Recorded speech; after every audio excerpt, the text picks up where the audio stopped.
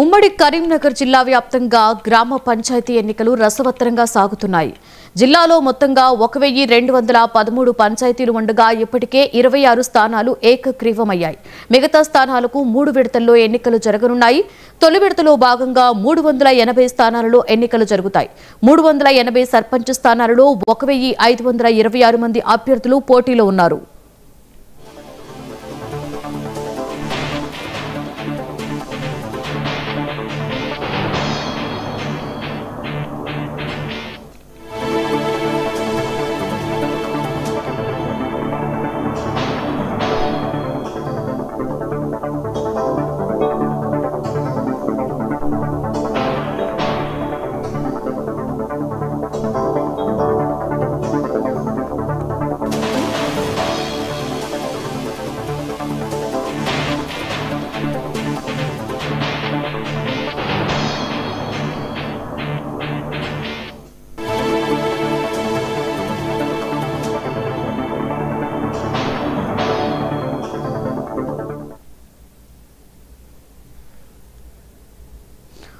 ఉమ్మడి కరీంనగర్ జిల్లా వ్యాప్తంగా గ్రామ పంచాయతీ ఎన్నికలు రసవత్తరంగా సాగుతున్నాయి. జిల్లాలో మొత్తంగా 1213 పంచాయతీలు ఉండగా ఇప్పటికే 26 స్థానాలు ఏకగ్రీవమయ్యాయి.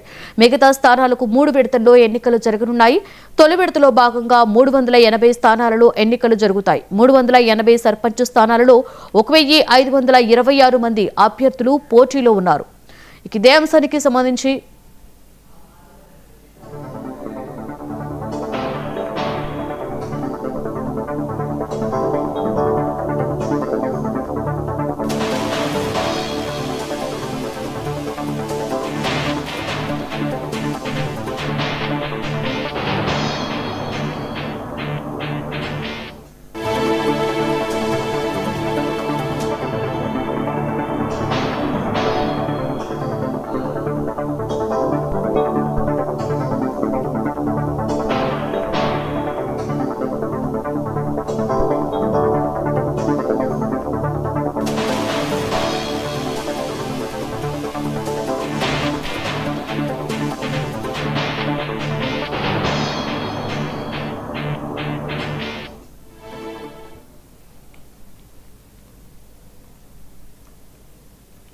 ఉమ్మడి కరీంనగర్ జిల్లా వ్యాప్తంగా గ్రామ పంచాయతీ ఎన్నికలు రసవత్తరంగా సాగుతున్నాయి. జిల్లాలో మొత్తంగా 1213 పంచాయతీలుండగా ఇప్పటికే 26 స్థానాలు ఏకగ్రీవమయ్యాయి.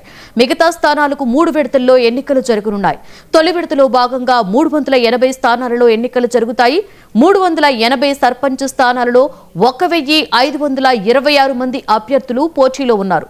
ఇదే అంశానికి సంబంధించి మరింత సమాచారాన్ని మా ప్రతినిధి రిషికేష్ లైవ్ లో అందిస్తారు. రిషికేష్, చెప్పండి, ఏంటి ఉమ్మడి కరీంనగర్ జిల్లాలో గ్రామ పంచాయతీ ఎన్నికల మీద పూర్తి డీటెయిల్స్ ఏంటి రిషికేష్?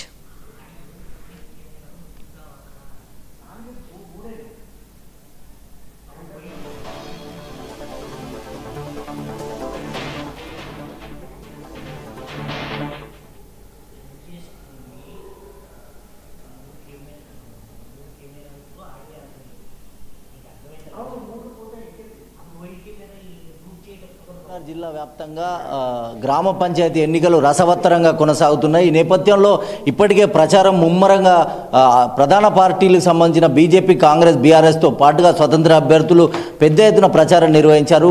ఉమ్మడి కరీంనగర్ జిల్లా వ్యాప్తంగా మొత్తం 1213 స్థానాలకు 3 విడతల్లో ఎన్నికలు జరగనున్నాయి. ఇప్పటికే 26 పంచాయతీలు ఏకగ్రీవమైనట్టుగా మనకు తెలుస్తోంది. తొలి విడత ప్రచారం ముగుస్తున్నటువంటి నేపథ్యంలో దాదాపుగా 380 స్థానాలకు గాను పంచాయతీ ఎన్నికలు మొదటి విడతలో కొనసాగనున్నాయి. 1526 మంది అభ్యర్థులు దీనికి బరిలో ఉన్నారు. ప్రస్తుతం మనం అంటే చొప్పదండి నియోజకవర్గానికి సంబంధించి కరీంనగర్ జిల్లాలో ఉన్నటువంటి ఇస్లాంపూర్ అనేటువంటి పంచాయతీ పరిధిలో ఉన్నాం. ఇక్కడ అభ్యర్థి ప్రభాకర్ రెడ్డి ఉన్నాడు, మాట్లాడే ప్రయత్నం చేద్దాం. ఎట్లాంటి అంశాలతో మీరు ప్రజల్లోకి వెళ్ళారు, ఏమడిగి ఓట్లు అడుగుతున్నారు? వాస్తవంగా గ్రామ అభివృద్ధి కోసము నేను ముందుకు వచ్చాను. గ్రామ అభివృద్ధి కోసం నేను ముందుకు వచ్చాను. గ్రామంలో అంటే సాధారణంగా మా గ్రామము ఇన్ ఫ్రంట్ ఆఫ్ రోడ్, వర్షంలో ఉన్నా కానీ చాలా వెనుకబడి ఉన్న ప్రాంతంగా ఉంటుంది. చాలా చిన్న విలేజ్. ఒకప్పుడు రెవెన్యూ విలేజ్గా గ్రామ పంచాయతీ నారాయణపూర్ నుండి మేము బైఫర్గేట్ అయ్యి లాస్ట్ ఇయర్ నుండి ఇక్కడికి వచ్చామంట. 5 years బ్యాక్ అయింది. గ్రామంలో కొన్ని సమస్యలు, రోడ్లు కానీ, డ్రైనేజ్ కానీ, చిన్న చిన్న ఆస్పెక్ట్స్ రిక్వైర్మెంట్స్ ఉన్న కామన్ పీపుల్స్కి కాని యొక్క నీడ్స్ని ప్రాపర్గా అందించాలనే ఉద్దేశంతోనే నేను ఈ యొక్క బరిలోకి దిగడం జరిగింది. ప్రజలు నిజంగా మీరు ప్రచారం చేసే ప్రజలు ఏం అడిగారు, వాళ్ళు ఏం కోరుకుంటున్నారు? అసలు నిజంగా రాజకీయ పార్టీలు ఎన్నో హామీలు ఉంటాయి, ప్రభుత్వం ఉంటుంది, పాలన ఉంటుంది కదా, ప్రజల నుంచి మీకు ఎట్లాంటి వాళ్ళ వినతులు ఏమని వచ్చినాయి? సాధారణంగా మా గ్రామ ప్రజలందరూ చాలా కొరలేట్గా ఉంటారు, ఎలాంటి భేదాభిప్రాయాలు లేకుండా ఉంటారు, వ్యత్యాసాలు అనేవి లేవు.